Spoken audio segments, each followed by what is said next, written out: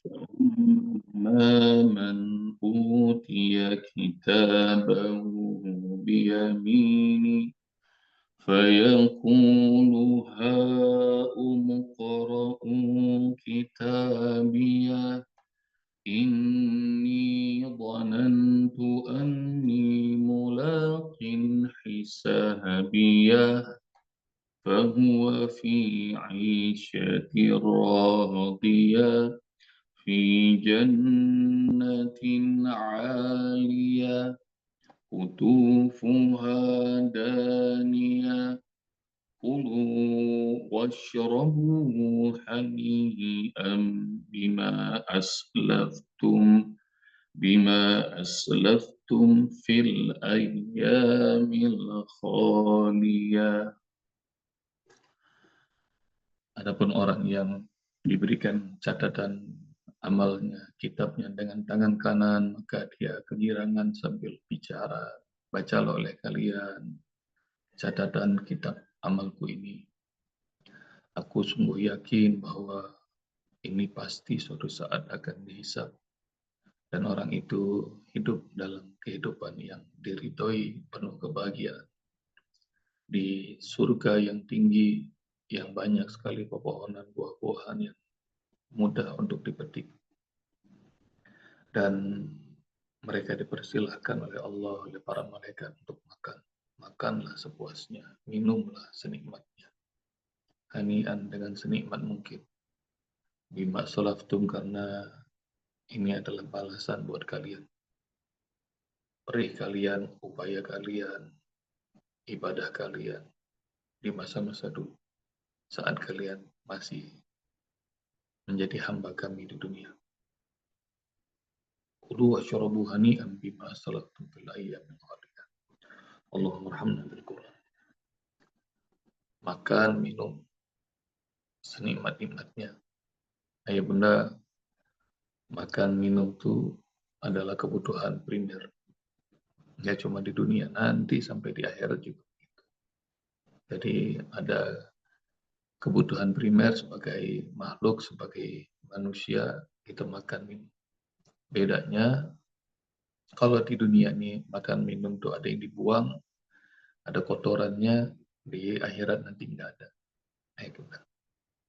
Jadi makan mulu, minum mulu, nggak ada keluarnya terus, Bob. Nah, para dokter pada nanya. Nah, kalau pengen tahu kemana keluarnya, nah nanti cari ya. Kalau makan minum nggak ada kotorannya, apa yang dibuang kalau di surga nanti. Jadi PR pertama, cari itu sama ya bunda. Dia jadi apa kalau nggak ada kotoran? Kulu wasyorobu tuh bunda Risma udah jawab. Tapi nanti detailnya PR cari sama ya bunda. Makan minum adalah kebutuhan primer. Mau di dunia, mau di surga juga begitu. Nanti suruh makan, minum senikmat-nikmatnya. Dan makan minum itu, ayah bunda, yang paling enak adalah kalau makan minumnya ketemu sama Allah. Apalagi kalau dikasih, dipersilahkan. Makanlah, minumlah dengan nikmat. Saya suka ketemu sama orang-orang yang kalau sekali makannya kayaknya semua menu restoran, bahkan semua restoran di hotel-hotel bintang 5 disajiin di meja ruang kerjanya. Suka ketemu tuh saya kayak begitu. Segala-gala yang enak menurut kebanyakan orang. Tapi Masya Allah, dunia itu begitu. Ayah bunda, percaya apa enggak? Kalau setiap hari begitu aja, bosan. Misalnya bunda dikasih suami yang paling ganteng sedunia. Tetap aja, ntar diomelin tetap sama bunda. Gitu. Jadi bosan juga. Sama para ayah dikasih istri paling cantik di dunia. Ya paling tetap aja dibentak juga. Ada berantemnya juga. Tetap dunia tuh. Kalau nanya sama anak sama cucu, makanan apa yang paling disuka? Ayam goreng, misalnya cucu kita, anak kita. Hah? Ayah bunda eksperimen dan latihan. Kasih tuh anak atau cucu makan ayam goreng seminggu, nggak pakai putus. Pagi ayam goreng, siang ayam goreng, malam ayam goreng. Nggak usah lama-lama, seminggu aja. Belum juga seminggu, 3 hari dia udah ngomong, bosen, mama gitu. Bosen nih katanya, ayam goreng mulu dunia. Jadi sama, nggak usah kepengenan apa yang dimiliki sama orang lain di dunia. Karena dia aja bosen. Yang jadi presiden, bosen nggak kira-kira? Enggak ya, pengen 3 periode malah. Enggak, muak gitu. Kalau lagi kebisikan setan, dia serakah. Tapi dia pun setiap hari bosen jadi presiden. Jadi ada masa-masanya bosen, masa-masanya jemu sama dunia ini. Kadang-kadang nggak tahu ayah bunda, ada peran kita nih mau berangkat ngejalanin tugas kita yang harian, ada kayaknya kok kosong, hampa, pernah nggak? Mau berangkat kayaknya berat. Sama, mau level apapun, mau jadi presiden kah, mau jadi menteri kah, mundur diri jangan ya, mundur diri jangan ya gitu. Jadi dunia, jadi ada bosannya. Tapi Usbo pengen sampaikan, ayah bunda, mau makan, mau minum, mau apapun juga, yang katanya nikmat, yang pentingnya ada Allahnya di situ. Kalau nggak ada Allahnya kagak enak. Mau seenak apapun masakan, oleh chef manapun, berapapun harganya, kalau nggak ada Allahnya nggak enak. Tapi kalau ada Allahnya enak banget. Makan dengan rasa syukur sama Allah, baca basmalah dengan hamdalah. Apalagi dalam kondisi perut kosong, keroncong, mungkin lagi saum, dia buka seperti hari Kamis ini. Lalu kemudian begitu terdengar suara azan maghrib, Masya Allah, ketemu Allah langsung. Bagi orang yang berpuasa ada 2 kebahagiaan. Yang pertama, bahagia saat iftar. Yang kedua, bahagia saat berjumpa dengan. Jadi rupanya saat iftar itu kenapa iftar itu enak? Karena ada Allah, jumpa Allah. Zabah sama wabtalatul qulub wa sabadal ajru insyaallah. Allahumma laka sumtu bika bantu ala rizkika aftartu birahmatika ya arhamar rahim. Ketemu sama Allah. Lagi makan, lagi minum, ketemu. Oh, enak.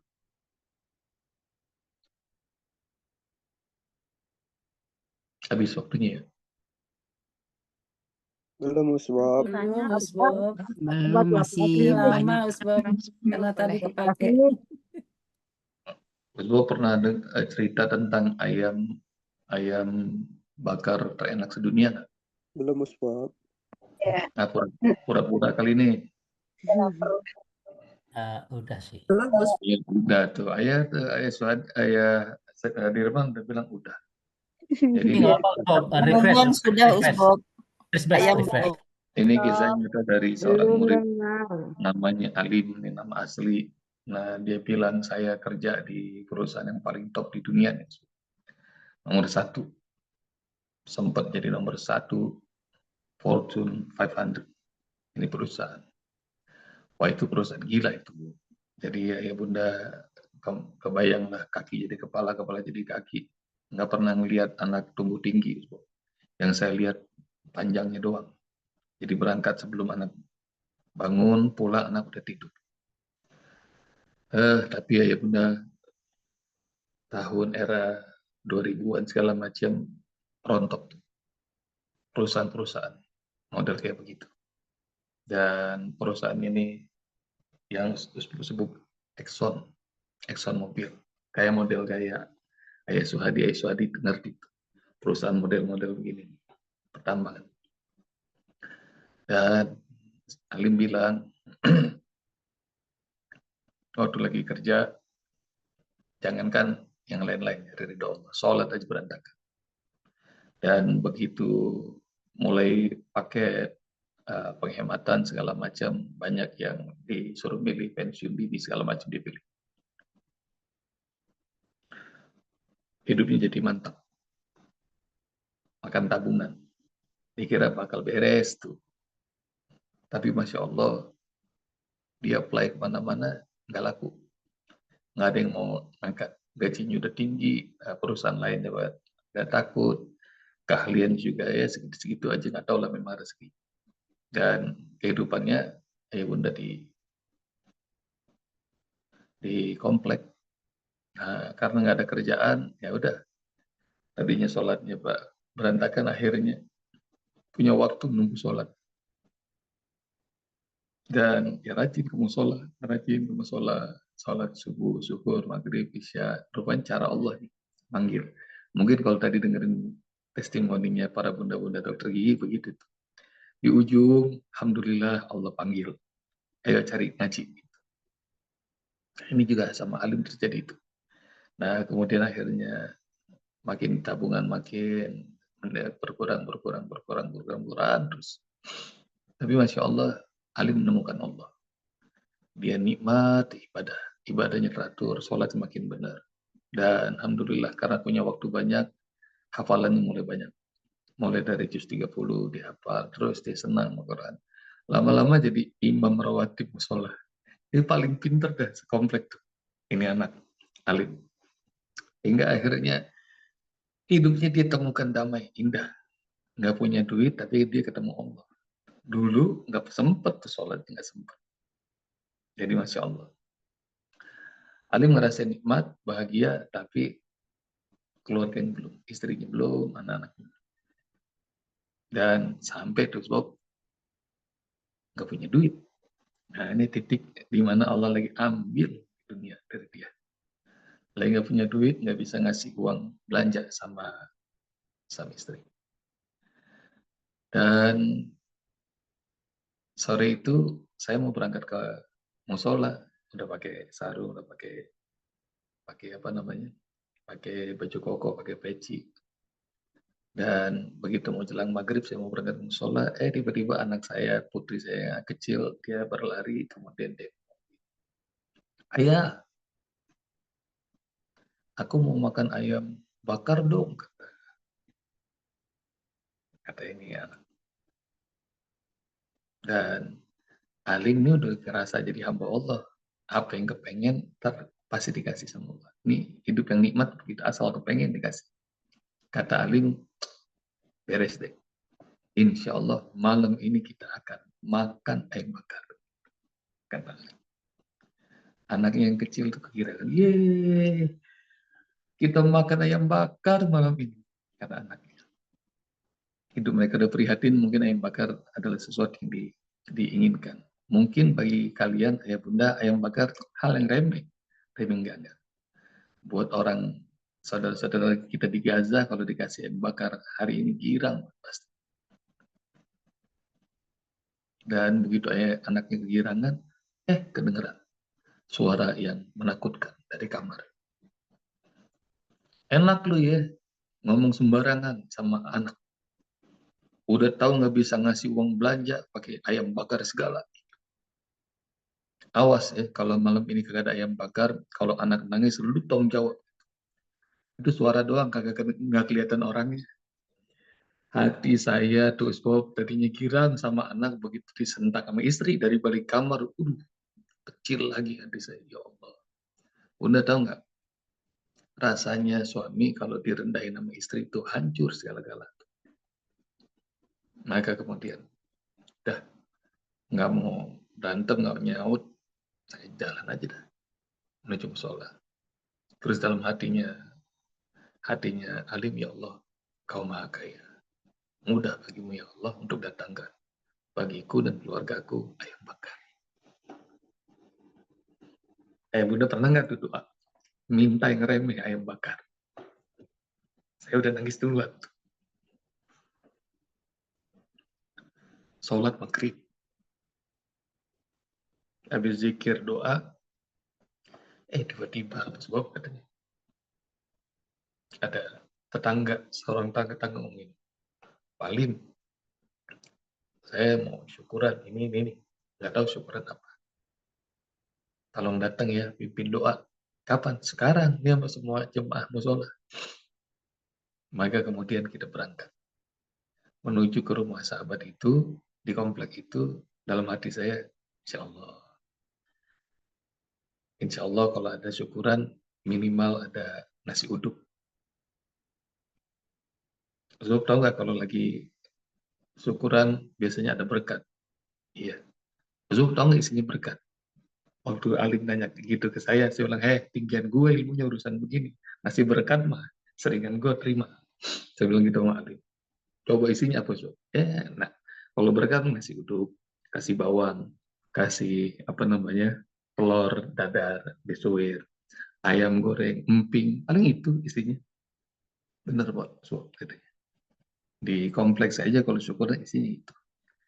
Menuju rumah sahabat itu pengen doa syukuran, dalam hati saya bilang, ya Allah terima kasih, Engkau maha mendengar pinta hambamu ini.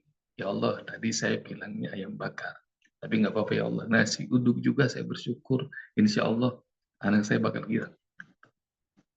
Jangan dikecilin ya, kalau Allah mau ngasih rezeki, jangan udah pengen nolak dulu, ya kenapa coba segini, nggak boleh begitu, bersyukur. Dan alhamdulillah jemaah pada bubar, yang lain dapat 1 styrofoamnya, Alim karena mimpin doa dapat 2. Dan kresek tuh habis sholat isya dari musola pulang dan langkah saya girang. Kata Alim, ya Allah terima kasih. Dia tenteng tuh styrofoam. Coba bayangin dulu gajinya mungkin puluhan ratusan juta, dia tenteng itu dengan penuh syukur. Padahal dulu kalau nasi uduk, wah nggak ada nilainya buat Alim. Tapi Allah pengen ngasih tahu, ini yang kurang. Ya Allah makasih nasi uduk ini. Mudah-mudahan anak saya senang, istri saya senang. Kita bisa makan bertiga di rumah. Penuh kebahagiaan sampai di rumah dia ketok pintu. Assalamualaikum gitu kata adik. Dengan suara yang merdu. Anak putrinya berlari, nyampur. Waalaikumsalam kata anak. Buka pintu. Maka adik menunduk coba lihat. Ayah bawa apa? Itu di kresek ada 2 styrofoam. Dan Alim ngomong, ayah bawa berkat. Itu anak yang tadi senyum, pintunya dibanting sama tuh anak. Aku maunya ayam bakar, bukan nasi uduk. Tuh dibanting. Dan Masya Allah. Itu anak rupanya tahu juga nasi berkat isinya apa.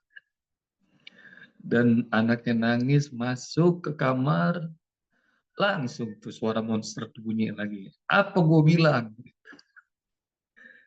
Jangan janji sembarangan sama anak. Udah tahu nggak punya duit, pakai ngomong ayam bakar lagi, janjiin lagi.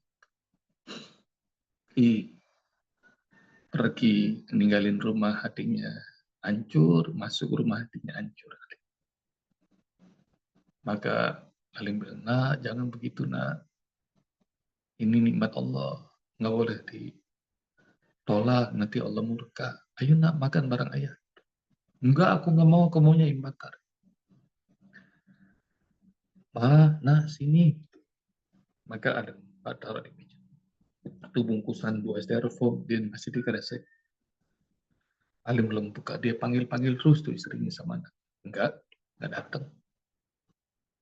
Nah ayo nak, meskipun ini bukan ayam bakar, ayo buka. Ayo sini kita makan bareng. Dipanggil enggak mau. Ya udah kalau gitu, ayah aja yang makan. Maka Alim keluarin tuh 1 styrofoam. Bentar, dari kresek. Terus Alim ngomong gini kayak orang ngomong sendiri. Hamba ridho. Jangan kau murka pada keluargaku ini ya Allah karena tidak bersyukur. Hamba ridho. Apapun yang kau berikan ya Allah. Dia baca basmalah, dia buka tuh styrofoam. Tahu nggak Ustaz? Kata Alim. Saya takbir, saya nangis. Karena di styrofoam itu tidak ada nasi uduk. Ayam bakar utuh. 1 ayam. Dan saya bilang, Allah Akbar. Terus saya panggil tuh istri saya, mana saya. Nah, ayam bakar nih, ayam bakar. Mereka percaya nggak percaya, kayak di sinetron. keluar dari kamar, mendek-mendek, ngedeket gitu. Dan kami bertiga makan malam itu. Dan saat kami makan dari awal sampai akhir, nangis. Bersyukur sama Allah.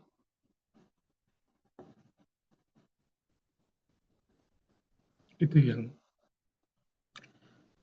kalau makan, minum, ada Allah. Nikmat.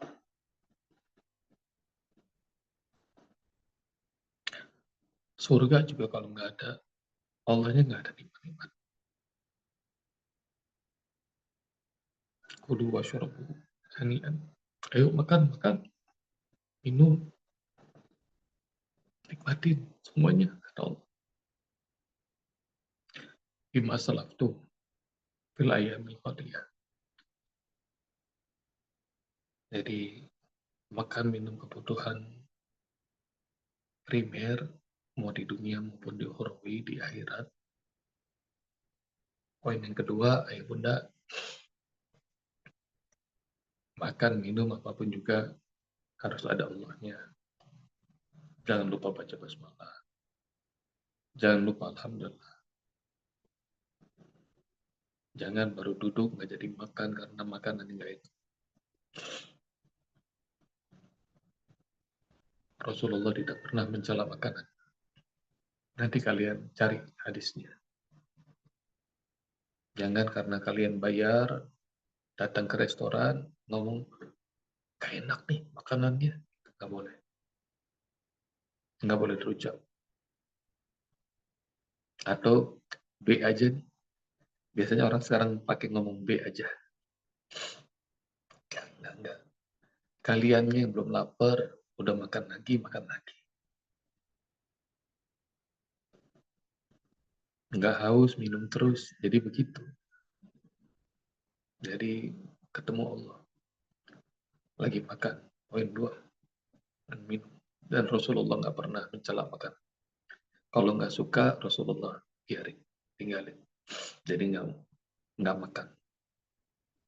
Kalaupun nggak datang, nggak ada makanan, bersabar. Rasul sering bertanya sama Aisyah, sama istri-istri yang lain, ada makanan apa hari ini? Kalau para istrinya bilang nggak ada makanan, maka Rasulullah mengatakan, ini al-yawm shaim. Hari ini aku berpuasa. Jadi kalau nggak ada makanan, puasa aja. Puasa aja. Jangan nggak disajin apa-apa sama istri, nggak mau. Dan hati-hati para ayah. Air putih pun bisa menyebabkan darah tinggi. Tahu kan, air putih menyebabkan darah tinggi. Pulang kerja dikasih air putih. Air putih nih, iya ayah air putih. Besok pulang kerja dikasih air putih lagi. Air putih nih, kata suami. Berhari-hari air putih mulu dibanting tuh gelas. Air putih mulu, mana kopinya? Nah ini rupanya air putih menyebabkan darah tinggi ini begitu. Hati-hati ya. Poin yang ketiga, ayah bunda, setelah harus ketemu Allah, makan minum. Poin yang ketiga, bima aslaftum fil ayyamil khaliyah. Masa getir itu, masa sulit itu, masa sakit itu, semuanya yang getir, yang susah, itu enak. Ternyata semua keprihatinan itu akan menghadirkan kebahagiaan. Fa inna ma'al usri yusra, inna ma'al usri yusra. Fa inna ma'al usri yusra, inna ma'al usri yusra. Bima aslaftum, karena dulu kalian lewatin fil ayyamil khaliyah, di hari-hari yang kalian lalui. Orang-orang pada makan, kalian disuruh berpuasa.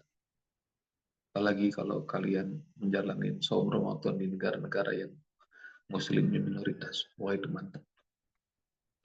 Malah udah di negara muslim minoritas, musim panas lagi. Saya sampai ditanya, Uspa boleh nggak buka puasanya ikut Indonesia aja? Nggak bisa sih. Gitu. Kenapa panjang banget Isbab nih, 18 jam. Saya bilang 18 jam hari 22 jam. Jadi nggak bisa, harus ikut sini. Jadi itu berat tuh. Di masalah tuncil dia masa-masa getir tuh. Berat. Tapi kalau kalian taat, kalian ikut perintah Allah, nah kalian bakal melalui kenikmatan itu. Dan ada hadis, nanti bakal didatangkan ke surga orang yang paling sengsara di dunia. Begitu dicelupin sekali celupan aja ke surga, ditanya, apakah engkau pernah merasakan sengsara? Enggak ya Allah. Enggak pernah. Jadi keprihatinan itu hilang. Keprihatinan hilang. Saya pernah sampaikan hadis tentang Aisyah ditinggal Rasulullah karena meninggal dan sedihnya nggak habis-habis. Biasanya para istri itu baru nemu cintanya kalau suaminya udah nggak ada. Suaminya ada diomel-omelin mulu. Begitu suaminya meninggal, nah baru dah. Dulu dia orang yang baik banget. Nah, iya dulu. Nih mumpung lagi ada, jangan diomel-omelin. Sayang ya. Dari giliran kawin lagi, marah. Mati, nangis. Sayangin tuh suami. Dan kalau para bunda ngebentak suaminya, malaikat semuanya marah. Malaikat semalaman marah. Terus bidadari di surga udah gemes. Kamu menghina suamimu, kami di sini sudah nunggu. Cari hadisnya tuh. Jadi hati-hati para bunda, suaranya jangan tinggi-tinggi sama suami. Gitu. Termasuk juga istri-istri Rasulullah. Ulahnya juga banyak. Kalian bisa lihat tuh hadisnya. Aisyah pernah balikin nampan di hadapan para Rasul dan para sahabat. Gara-gara nampan yang dikirimin oleh Hafsah. Ini rumahku, ini hariku. Kenapa dia kirim makanan? Dibalikin sama Aisyah. Jadi jangan kira rumah tangga Rasulullah aman-aman aja. Wahai para ayah, bersabarlah kalau kalian poligami. Ya, jadi nah itu harganya lumayan mahal. Rasul aja dibentak sama istrinya. Nah, saya mau sampaikan sama ayah bunda hadis tentang begitu Rasulullah meninggal, nangis mulu. Sampai ayah Abu Bakar nggak kuat, kirim dah cucunya nemenin pipinya. Begitu ditemenin, benar-benar nangis, ngeliat pintu nangis, ngeliat kamar nangis, ngeliat baju nangis, segala-galanya keingetan. Lalu kemudian sore itu tatapannya kosong di beranda rumah, ditanya sama Urwah, ponakannya Aisyah, Bibi, apa masa yang paling indah yang kalian lalui bersama Rasulullah? Ingat ya, Aisyah nggak punya anak dari Rasulullah. Jadi hidupnya kayak pacaran terus tuh sama Rasulullah. Ditanya apa yang paling indah, jawabnya ini. Kalian catat nggak ya bunda? Kami pernah menghitung ada bulan sabit, 3 bulan sabit dalam 2 bulan berturut-turut. Selama 2 bulan itu tidak ada di dapurnya para istri Rasulullah tungku api menyala. Nggak punya duit, nggak bisa masak. Ini pertanyaan, apa pengalaman paling indah hidup bersama Rasulullah? Oh, rupanya yang paling indah bersama pasangan itu adalah saat melalui kegetiran hidup.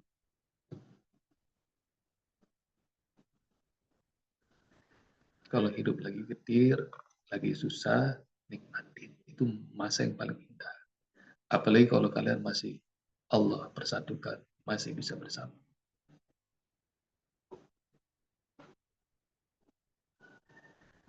Maka kalau Allah kasih sakit, itu tandanya kita kurang syukur atas sehat yang Allah berikan selama ini.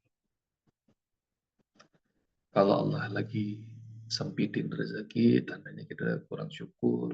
Selama ini Allah kasih kelapangan.